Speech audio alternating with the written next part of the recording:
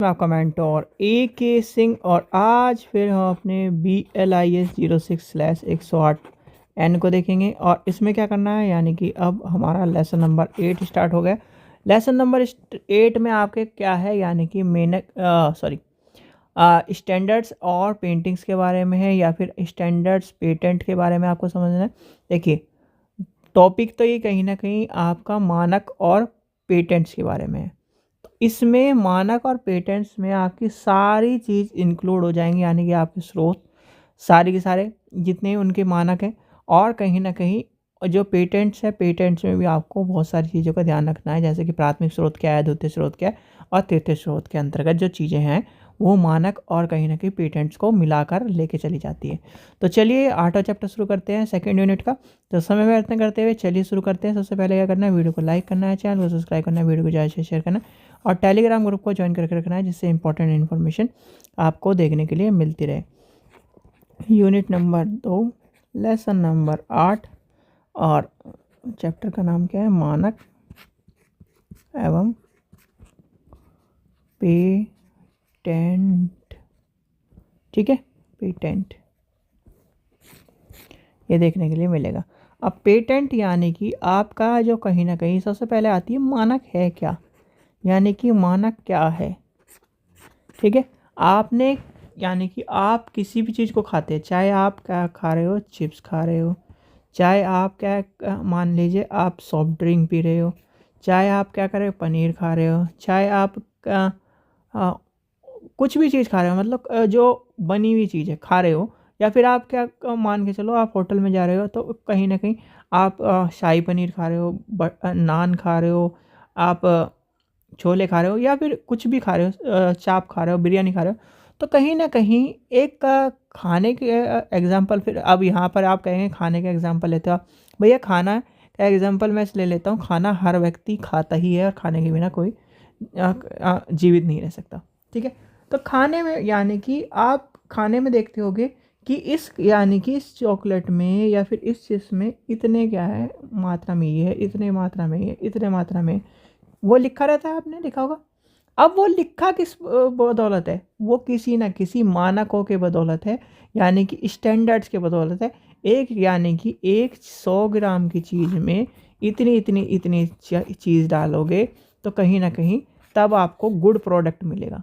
भाई घर में भी आप चीज़ बना रहे हो या फिर आप कहते हो ना कि यार वो टेस्ट नहीं आ रहा, क्योंकि उन्होंने ये कर दिया 100 ग्राम में 10 ग्राम ये गिरेगा, 15 ग्राम ये गिरेगा, 5 ग्राम ये गिरेगा, 6 ग्राम ये गिरेगा, तो कहीं ना कहीं उन्होंने मानक तय कराया। मानक का मतलब ये है कि जो कहीं ना कहीं एक स्टैंडर्ड्स या फिर एक तरह से नियमों को फॉलो करता हो, यानी कि क्या करता हो, एक नियमों को फॉलो करता हो। तो मानक से तात्पर्य क्या है, मानक से तात्पर्य सामान्यता औपचारिक नियमों से है, जो कहीं ना कहीं अनुप्रयोग और उद्योग और व्यापार में सभी क्षेत्रों में आपको देखने के लिए मिलता है। ठीक है, जैसे आप कहते हो ना कि स्टैंडर्ड टूल यूज़ करना है, मानक टूल यूज़ करना है। मानक आपने घर में क्या है भाई, मानक ये जब हम बिजली के तार लगाएंगे तो स्टैंडर्ड होने चाहिए, स्टैंडर्डाइज होने चाहिए, या फिर कहीं ना कहीं मानकों से गुजरे होने चाहिए। कहते हो कि नहीं कहते हो? इसीलिए कहीं ना कहीं यानी कि आप अगर मान लीजिए, चलो और सब छोड़ दो, आप क्या है लाइब्रेरी की तैयारी कर रहे हो। ठीक है, लाइब्रेरी की तैयारी कर रहे हो, आप जब लाइब्रेरी की तैयारी करोगे तो कहीं ना कहीं आपसे क्या करे जाएगा, परीक्षा ली जाएगी, आपसे क्या करा जाएगा, आपका इंटरव्यू लिया जाएगा। तो वो भी क्या है, आप उस टेस्ट पे खरे उतरोगे जब आप उस कहीं ना कहीं जो स्टैंडर्ड्स हैं उनको आप फॉलो कर पाओगे, उन परीक्षा को पास कर पाओगे, तब आप क्या कर पाओगे, एक लाइब्रेरियन बन पाओगे। ऐसी कुछ जो चीज़ होती है, उन मानकों को जो स्टैंडर्ड्स दिए गए हैं उसको जब पूरा करते हैं तब वह क्या करते हैं, समाज में या कहीं ना कहीं आपको देखने के लिए मिलती है। तो ये क्या है, मानक का सबसे पहला, यानी कि मानक का आपको पता लग गया मानक क्या है। अब आता है पेटेंट की बात। भाई पेटेंट्स क्या है, कोई आपसे कहने लगे पेटेंट क्या है। ठीक है, पेटेंट जैसे मान के चलिए आपने एक, मान लीजिए आपने ये एक बॉक्स बनाया। ठीक है, क्या बनाया, बॉक्स बनाया। अब इसका काम क्या है, ये कहीं ना कहीं ऑटोमेटिकली आपके यानी कि मोशन से कुछ भी करके मतलब इस ये एक इन्वेंशन कर दिया आपने ये दुनिया में। अब क्या करोगे, आपको अपने नाम पे इस को रजिस्टर कराना है। पेटेंट के कानून का क्वेश्चन हर बार लाइब्रेरी में देखने को मिलता है। पेटेंट हो गया आपका, जो कॉपीराइट एक्ट हो गया उसके अंतर्गत, ठीक है, जो चीज़ें हैं वो आपको देखने को मिलती है लाइब्रेरी क्वेश्चन में। जितने लाइब्रेरी एग्जाम के क्वेश्चन है उसमें कहीं ना कहीं आपको देखने। अब जैसे आपने बॉक्स बना लिया, अब आपने कहीं ना कहीं आप कह रहे हो कि ये हमें क्या कराना है, अपने नाम पे रजिस्टर कराना है ना, कोई मेरी तकनीक न चुरा ले। तो सरकार को आपने बताया जी इसमें इतने चीज़ें लग रही हैं, ये इतने ग्राम का है, मतलब A to Z इसमें आपने जो कहीं ना कहीं सारी चीज़ें हैं A to Z आपने इसमें बताई, लिख के दिया और अपने नाम पर रजिस्टर करा लिया। तो पेटेंट एक्ट क्या कहता है, पेटेंट क्या कहता है कि आपके बिना, यानी कि आपकी बिना आज्ञा के अब इसे कोई नहीं चुरा सकता।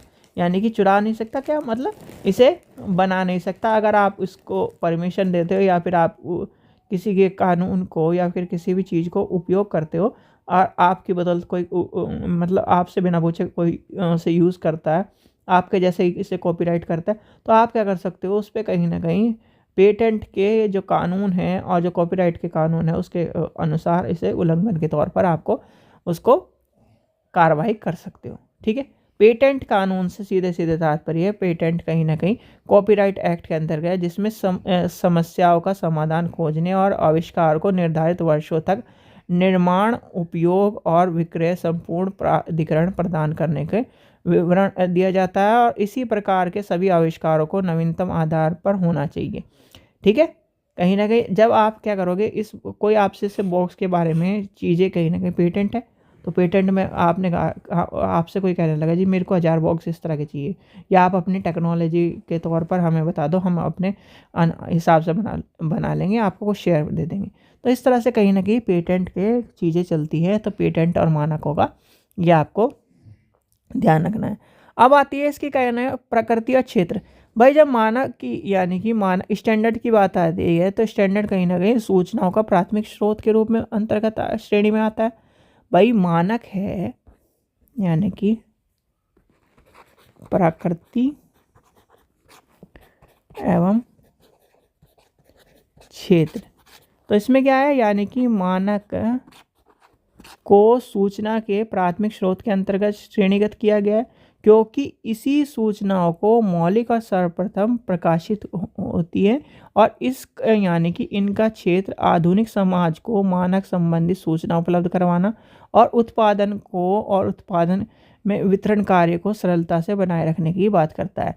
और मुख्य रूप से मानक का क्षेत्र औपचारिक जो नियमावली से है, जिसका उद्योग और व्यापार का प्रयोग किया जाता है, और साथ ही निरीक्षण कहीं ना कहीं किया जाता है। तो कहीं ना कहीं इसमें कहीं ना कहीं स्टैंडर्डाइज चीज़ें आ रही, और जैसे जैसे हम तकनीक से जुड़ते जा रहे हैं तो इसमें आपको तकनीक का भी उपयोग मिल रहा है। तो आजकल क्या है, जैसे पहले क्या था, अप्रोक्स के अंतर्गत चीज़ें आपको देखने के लिए मिलती, ठीक है, अप्रोक्स, ठीक है, अप्रोक्स के अंतर्गत चीज़ें मिलती थी। अब क्या है, पॉइंट, यानी कि इतने इतने इतने इतने, यानी कंप्यूटर गणना हो गई, तो पॉइंटों में भी आपको ये चीज़ें आपको देखने के लिए मिलती है। ठीक है, फिर आता है यानी कि जो पेटेंट है, पेटेंट किसके अंतर्गत आता है, ये क्वेश्चन कई बार पूछा गया। मानक कौन से उसके अंतर्गत है, प्राथमिक स्रोत के अंतर्गत आते हैं मानक भी, और जो पेटेंट है वो भी आपका प्राथमिक स्रोत की श्रेणी के में रखा गया है। दोनों का ध्यान रख लेना, मानक और पेटेंट्स दोनों को किस में रखा गया है, प्राथमिक स्रोत में, यानी कि प्राथमिक स्रोत में रखा गया। ठीक है, इस चीज का ध्यान रखा। अब आते हैं यानी कि मानकों के प्रकार। ठीक है, अब मानक के प्रकार में हम क्या करते हैं, दो तरह से मानक को डिसाइड करते हैं। मानक के प्रकार, मानक के दो प्रकार कौन से हैं, एक होता है राष्ट्रीय प्रकार, यानी कि राष्ट्रीय, कहीं ना कहीं राष्ट्रीय मानक जिसे कहते हैं। ठीक है, एक होता है आपका व्यावसायिक या विषयगत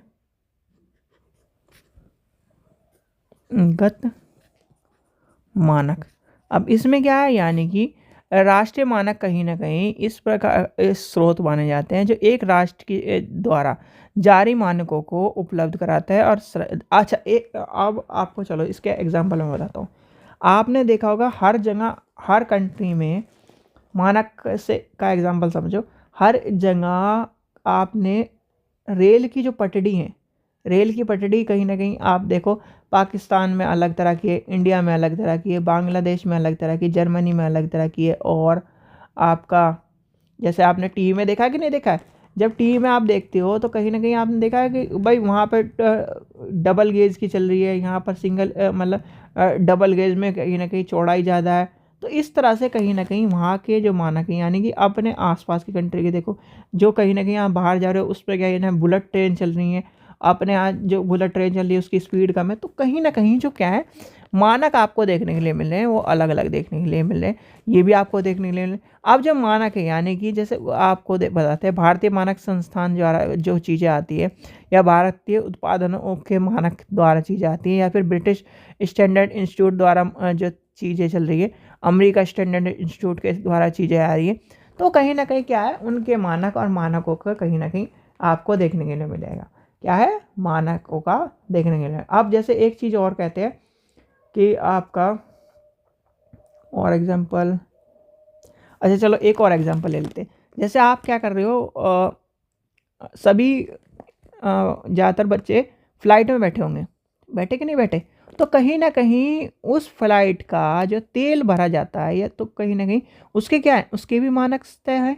ठीक है, जब आप क्या करते हो फ्लाइट में जाते हो तो कहीं ना कहीं आपको कहा जाता है कि नहीं ये सामान नहीं लेके जाना, ये सामान आपको अलाउड नहीं है, तो क्या है उनके भी मानक है।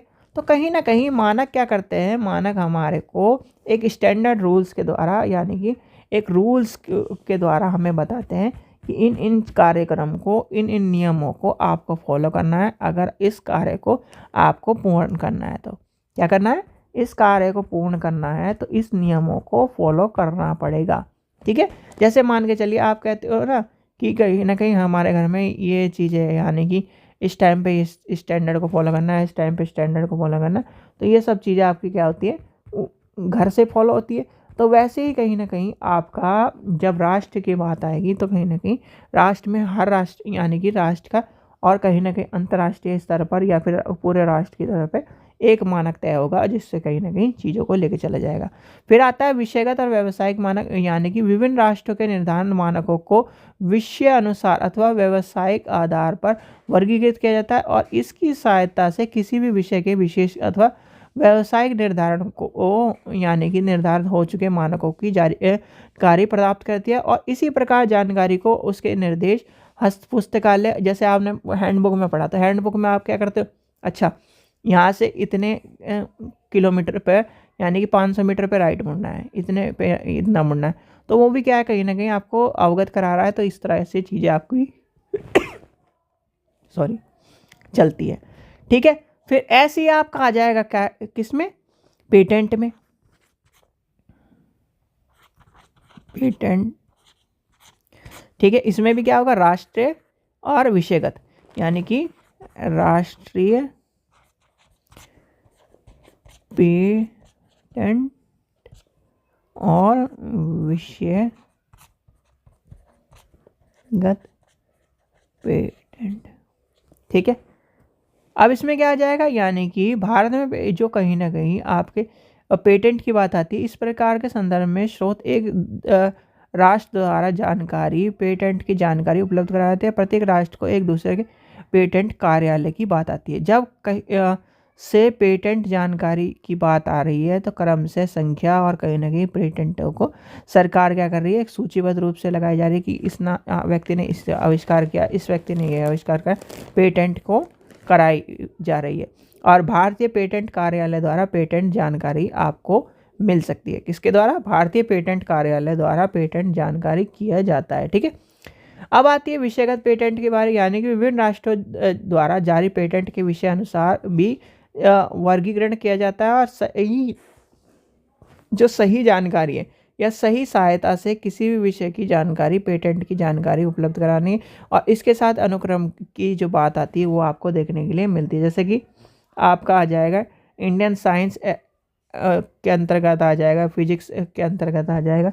ये सारी चीज़ें आपको देखने के लिए मिलेगी। फिर आपका नेक्स्ट टॉपिक आता है इसके अंतर्गत मानकों को और मानकों की उपयोगिता। मानकों की क्यों उपयोगी है, हमें कभी आपसे पूछ लेंगे मानक क्यों उपयोगी है। मानकों की उपयोगिता क्या करता है, मानकों की उपयोगिता बनाए रखने का यानी कि एक तरह से सरल साधन है। और मानक की से जो कहीं ना कहीं जो वस्तु है और जो उपलब्धता चीज़ है और निश्चितता है उसको कहीं ना कहीं बनाए रखना है। शोध कार्य के लिए मानक एक आवश्यक साधन है। आधुनिक समाज की प्रगति में मानक बहुत सहायता उपलब्ध कराता है। मानक द्वारा उपयोगिता जी यानी उपयोगकर्ताओं के मन में विश्वास जागृत करता है।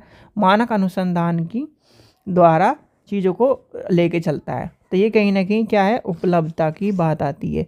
फिर आता है यानी कि पेटेंट की उपयोगिता। ठीक है, पेटेंट की उपयोगिता। अब इसमें पेटेंट की उपयोगिता क्यों है, पेटेंट की उपयोगिता है नवीन आविष्कारों की जानकारी मिले, कोई उसकी कोई यानी कि किसी भी व्यक्ति का जो आविष्कार है उसको चोरी ना कर पाए। अनुसंधान द्वारा और कहीं ना कहीं जो अभियंत्रिकी और रासायनिक विधि को जो कहीं ना कहीं हम आविष्कार कर रहे हैं, जो कोई आविष्कार कर रहा है उसका दुरुपयोग ना कर सके। नई खोज का और कहीं ना कहीं जो कार्य है उत्पादन है उसका एक शासन को प्रमाण देने में कहीं ना कहीं जारी करना चाहिए, जिससे कहीं ना कहीं ये पता चले कि कहीं ना कहीं कितनी तैयार। जैसे आप मान के चलो किसी व्यक्ति ने एक आविष्कार करा, पर वो आविष्कार भाई किसी एक तरह से मान के चलिए देश के लिए तो सही है पर वो समाज के लिए सही नहीं है, तो कहीं ना कहीं उस आविष्कार को गोपनीय रखा जाता है और कहीं ना कहीं पेटेंट करने से उसका श्रेय तो दिया जाता है कि भाई इस व्यक्ति ने एक पेटेंट किया और कहीं ना कहीं चीज़ों को लेके चला है, पर उस आविष्कार को गुप्त रखा जाएगा। क्या रखा जाएगा, गुप्त रखा जाएगा। ठीक है, इस चीज़ का आपको ध्यान रखना है कि पेटेंट के अंतर्गत भी बहुत सारी चीज़ें आपकी आती हैं। ठीक है, तो ये हो गया पेटेंट आपका मानक का चैप्टर ख़त्म। अब आपकी हो जाएगी 3rd यूनिट शुरू, जिसमें आपका क्या है, आपका अनुक्रमीकरण है और जनसंचार है और एक और टॉपिक है, यानी कि 3 टॉपिक और बच रहे हैं। मतलब ये आपकी बुक ख़त्म हो जाएगी। ठीक है, चलिए आशा करता हूँ आपको वीडियो पसंद आई। वीडियो पसंद आई तो लाइक करें, चैनल को सब्सक्राइब करें, वीडियो को ज़्यादा से शेयर करें। Thank you.